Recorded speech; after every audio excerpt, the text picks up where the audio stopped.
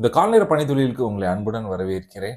நம்மளுக்கு நெறைய கடன்கள் இருக்குது, நெறைய தேவைகள் இருக்கு. நாமளும் அடுத்தடுத்த நிலைமையில உயர வேண்டும் என்று நாம் நினைத்துக் கொண்டிருக்கிறோம். வீட்ல வருகிற இன்கம் பத்தாது. நம்மளுக்கு வருகிற மாதந்தோறும் வருகிற டெய்லி வருகிற அந்த பிசினஸ்லேருந்து வருகிற காசு பத்தாது என்கிற ஒரு நிலைமையில இருக்கோம். இருந்தாலும் நம்ம எல்லா மனிதர்களுக்கும் இருக்க ஆசை தான் நெறைய சம்பாதிக்க வேண்டும் என்கிறத.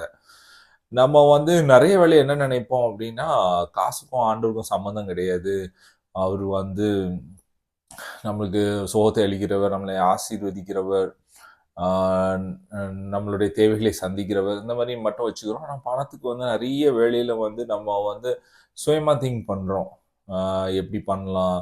வேலைய நம்ம தான் உண்மையா பார்க்கணும், ஆண்டவர் ஆசீர்வதிப்பார். அந்த மாரிலாம் நெறைய நம்ம யோசிச்சுட்டு இருக்கோம். நெறைய இந்த வார்த்தைய கேட்டுருப்பீங்க. நான் உண்மையா வேலை பார்த்தேன், நான் உண்மையா வேலை பார்க்குறேன் அப்படின்னு.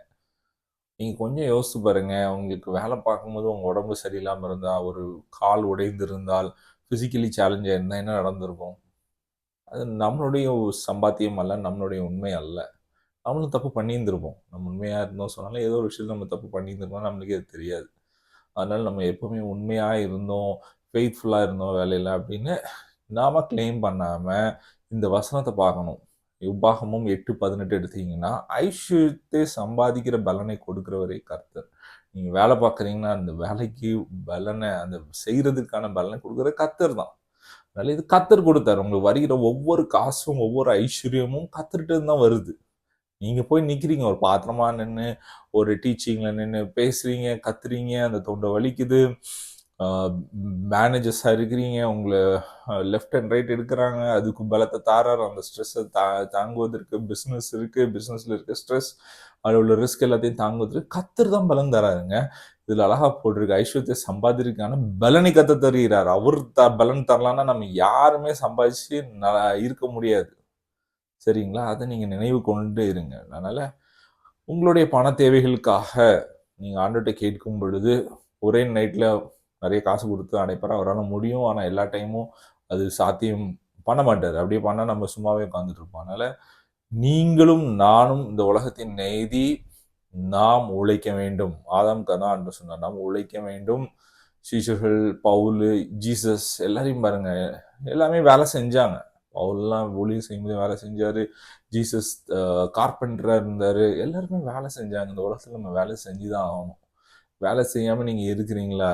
இல்ல. அது சரியில்ல. உனக்கு பலனே இல்ல பிரதர். உடம்பெல்லாம் வலிக்குது. எப்படி நான் வேலைக்கு போவேன்?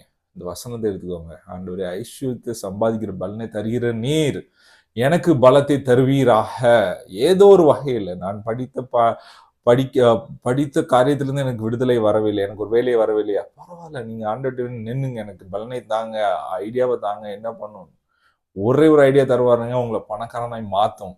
எங்கள் கர்த்தருக்கு இஸ்ரவேலை ஆசீர்வதிப்பதே, உங்களை மேலும் ஆசீர்வதிக்கிறதே அவருக்கு விருப்பம் என்று சொல்லியிருக்கிறார். கர்த்தரிடத்திலிருந்து தான் பொன்னும் வெள்ளியும் கர்த்தருடையது. அவர்கிட்ட தான் ஆசீர்வாதங்கள் வரும். அதனால வேலை விஷயத்திலையும் சரி, நீங்க வேலை பார்க்குற இடத்துலயும் சரி, பிசினஸ்லயும் சரி, ஊழியத்துல எல்லாத்துலயுமே ஆண்டவர்ட்ட பலன் கேளுங்க. ஏன்னா அவரு தான் குடுக்குறாராங்க. அவரு ஏற்கனவே குடுத்துட்டாருன்னு சொல்லல. அவர் குடுக்கிறவர் என்று சொல்லியிருக்காரு. நீங்க போய் கிளைம் பண்ணும் பொழுது, கர்த்தர் உங்களுக்கு தருவார். டெய்லி காலைல எழும்பி, ஆண்டவரே இந்த வேலை செய்ய எனக்கு பலன் தாங்க. இதுல இருக்க பிரச்சனைகள் இருக்கும். இந்த உலகத்துல ப்ராப்ளம் இருக்க தான் செய்யும். அவர் ஜெயிச்சார், நம்மளும் ஜெயிப்போம்.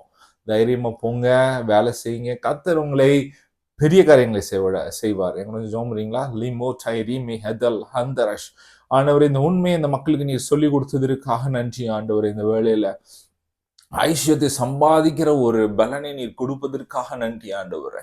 வேலை செஞ்சாலும் ஊழியம் செய்தாலும் பல விதமான பிசினஸ், ஒரு வேலை மட்டும் இல்ல, சைட்ல பிசினஸ் பார்க்கவும் பல காரியங்களை செய்யவும் பலனை நீர் கொடுப்பீராக ஆண்டவர். உடம்பு சோர்வடைவதில்லை, எண்ணங்கள் மாறுவதாக. என்னால பண்ண முடியாது முடியாது முடியாது என்று நினைக்கிற எண்ணங்கள் மாறுவதாக. இந்த வேலை நான் என்னுடைய சுயத்துல நான் பண்றேன், என்னுடைய எஃபர்ட்ல நான் பண்றேன், உண்மையா இருக்கிறேன் என்று இருக்கிற அந்த பெருமையின் காரியங்கள் மாறுவதாக. அது ஒரு பெருமை, நான் தான் செய்யறேன் அப்படின்னு. இல்லைங்க, ஆண்டவர் பலன் கொடுக்கலன்னா உங்களால செய்ய முடியாதுதான். எதுவுமே இந்த உலகத்துல நம்மளுக்கு கிரெடிட் கிடையாது. எல்லாமே அவருடைய கிருபை. அவர் கொடுத்த பலனை நம்ம வாழ்ந்துட்டு இருக்கோம். அதை நினைத்து நினைவு கூறுங்கள். கர்த்தர் உங்களுக்கு வழிகளை தரப்பார். ரீபோ ஷாட்டா நாக்க ரீமே ஹெந்த இம்மகாந்தர் அருமையான சகோதரனை சகோதரி, நீ உங்க வேலையை எதிர்பார்த்து கொண்டிருக்கிறாய். உனக்கு அந்த வேலையிலிருந்து பதில் வரும். நிசமகண்டரே ஹெந்திரஷ். ஆண்டவர் உயர்த்துவார்.